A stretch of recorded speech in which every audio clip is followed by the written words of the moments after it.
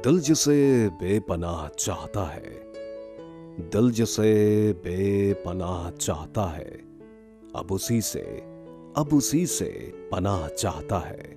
पाकिस्तान समेत पूरी दुनिया में बसने वाले मेरे तमाम सुनने वालों को नाचीज आरजे मोहम्मद नईम का मौदेबाना प्यार भरा पुरखुलूस और सबसे बढ़ के दिल की गहराइयों से अस्सलाम वालेकुम।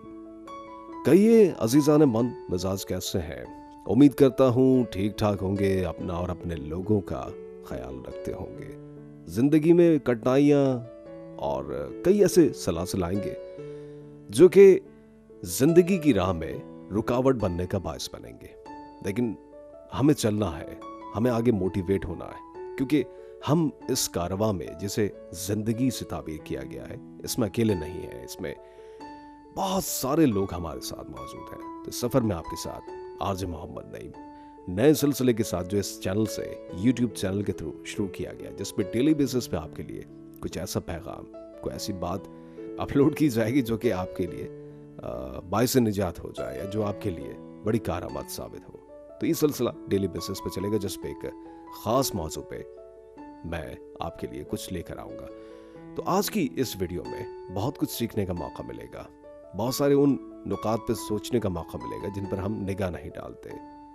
हमारे माशरे में दो लोग मोहब्बत तो करते हैं, उनके सिलसिले आगे भी बढ़ते हैं, और ये जो प्रेमी होते हैं ना, जो प्यार करने वाले होते हैं, ये इनकी एक्सपेक्टेशंस जो है ना वो बिल्कुल मुख्तलिफ होती है, एक आम इंसान की तरह नहीं होती।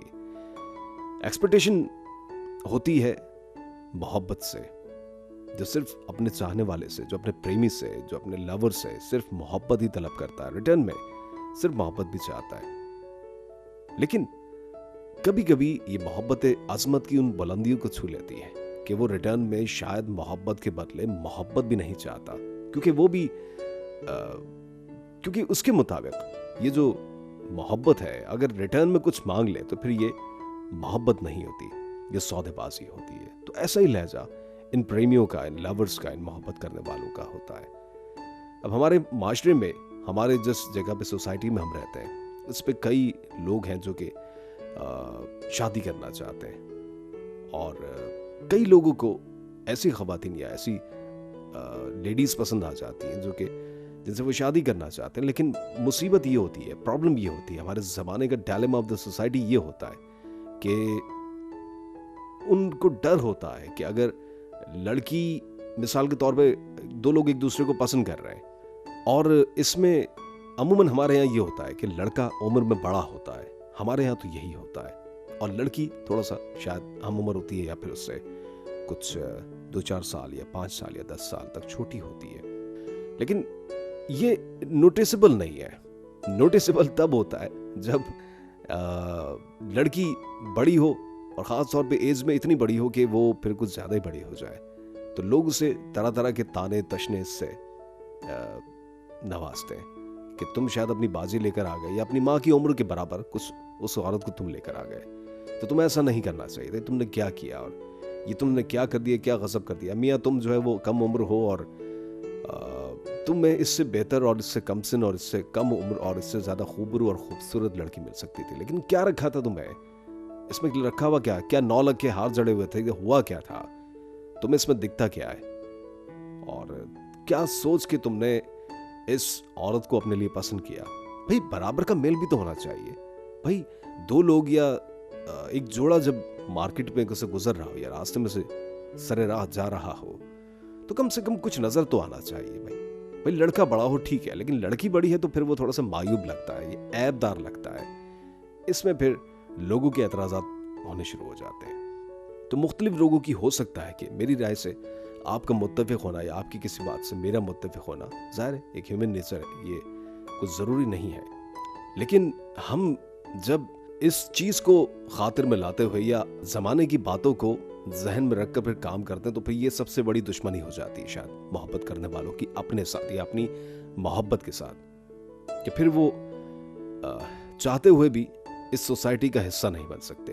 तो कई लोग जो है वो जंग का जो नकारा है, जिसे जंग का नगारा भी कहा जाता है, असल लफ्ज़ जो है नकारा है, तो वो बजा देते हैं, उसके बाद कहते हैं कि दुनिया दी ठा ठा ठा, हमें तो जो करना है हम करेंगे। तो ऐसे प्रेमी जो है वो किसी चीज़ को खातिर में लाते नहीं है। सवाल ये जो घूम रहा है कि लड़की बड़ी हो और लड़का छोटा हो, तो क्या ये सही है? इसकी एक्सेप्टेंस है, इसकी पजीराई है, इसकी मकबूलियत है, लोग इसे कबूल कर लेते हैं। लेकिन हरगिज़ ऐसा नहीं होता। हमेशा यही होता है कि लोग हदफ तनकीद बनाते हैं, क्रिटिसाइज करते हैं। तो मेरी पूरी दुनिया में जितने मेरे सुनने वाले हैं वो भी मुझे कमेंट्स करके बताएं कि ये कहाँ तक ठीक है कि एक लड़की जो है वो एज में बड़ी हो और एक लड़का जो एज में छोटा हो। अमूमन लड़का बड़ा होता है, लड़की छोटी या हम उम्र को होते हैं, लेकिन किस हद तक दुरुस्त है कि लड़की बड़ी हो? दो लोग जो शादी करना चाहते हैं लेकिन लड़की उसमें बड़ी है, तो क्या उनको जीने का हक नहीं? क्या उनको जिंदगी गुजारने का कोई रास्ता नहीं मिलेगा, कोई पाथ नहीं मिलेगा? या वो यूं ही अपनी ख्वाहिशात को अंदर ही अंदर जो मार के इस दुनिया से वो रुखसत हो जाएंगे? क्या कसूर है उनका? तो हमने कभी भी एक्सेप्ट नहीं किया, हमने कभी भी नहीं सोचा। हम सिर्फ अपनी अना के लिए काम करते हैं। हम सिर्फ एक जुमले के गिर्द हमारी पूरी जिंदगी घूम रही होती है, सर्कुलेट कर रही होती है कि लोग क्या कहेंगे, लोग क्या कहेंगे। क्योंकि हर चीज हमारी जिंदगी में, हमारा हर अमल जो है वो दिखावा है।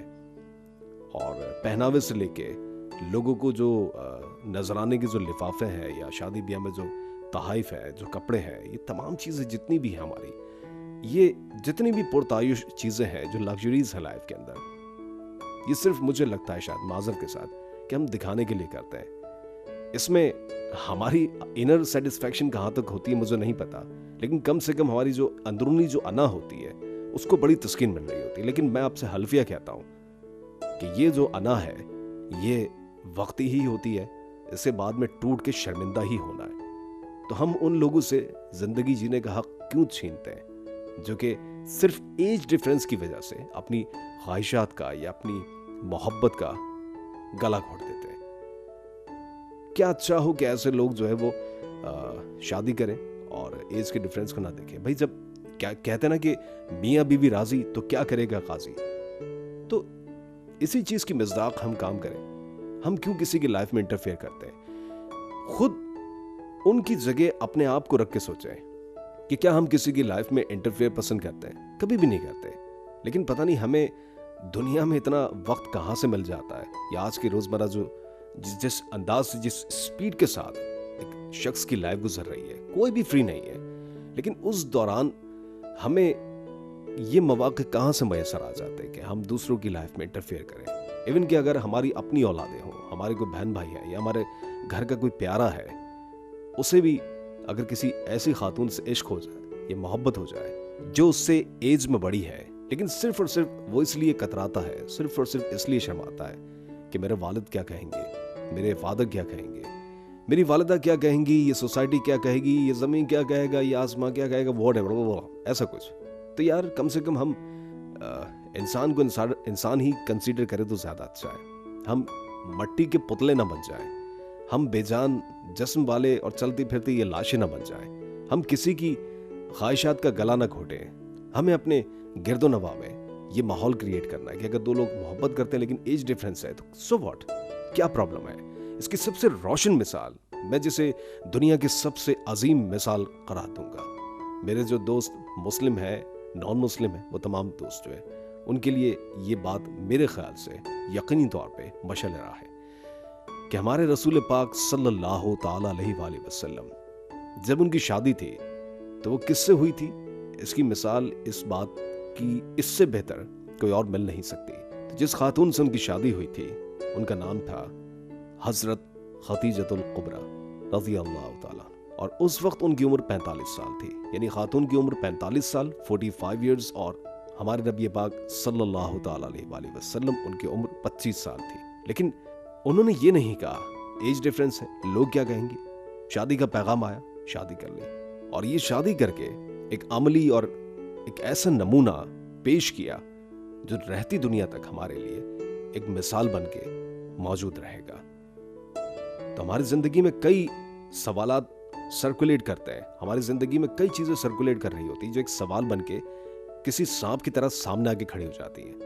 लेकिन हम मुताला नहीं करते, हम हिस्ट्री नहीं देखते, हम इस्लामिक हिस्ट्री नहीं देखते, हम जो हमारे असलाफ हैं, बुजुर्ग हैं, बुजुर्गान दीन हैं, उन्होंने किस तरह से जिंदगी को हमारे लिए एक साइन, हमारे लिए एक रोल मॉडल बना के पेश किया, उसको फॉलो क्यों नहीं करते?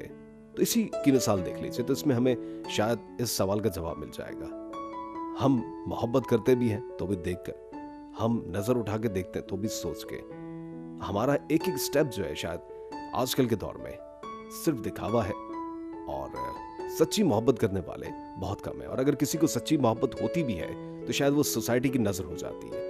मोहब्बत को मेराज यहाँ पर बहुत कम नसीब होती है, बहुत कम मोहब्बतें होती है जो कि अपना उरूज पाती हैं, जो कि अपने मंजिल तक पहुंचती है। लेकिन यहाँ पर ये जो मोहब्बतें हैं हमारे यहाँ, किसी ऐसे नियाह खाने में जाके पता नहीं कहाँ चली जाती है, जहां से फिर उन्हें उस जेल से निकलने का या उस उक़ूबत खाने से निकलने का फिर कोई मौका मिलता नहीं है। तो हम ये सोचे बतौर इंसान कि हम कहां पर जा रहे हैं, हमने क्या सोचा है, हमने खुद अगर हम पर ये वक्त आए या हम पर ये वक्त आया था तब हमने क्या किया था। तो कम से कम अगर हमारे बड़ों ने हम पर कोई ऐसी कोई टॉर्चर, कोई अत्याचार या कोई ऐसी कोई जुल्म और बर्बरियत की मिसल कायम कर दी थी जिसके बाद दो प्रेमी एक नहीं हो सके, तो कम से कम हम अपने बच्चों के साथ, आइंदा आने वाली जनरेशन के साथ ये चीज ना करें। तो यही पैगाम मेरा है कि एज डिफरेंस से कुछ नहीं होता। भाई मियाँ बीवी राजी तो क्या करेगा काजी। इसी मिसाल को लेकर हमें आगे बढ़ना है, हमें रोशन ख्याल बनना है, हमें ब्रॉड माइंड बनना है। यही इस चैनल का और यही आरजे मोहम्मद नईम यानी कि जिनकी आवाज आप सुन रहे हैं, मेरा मिशन है।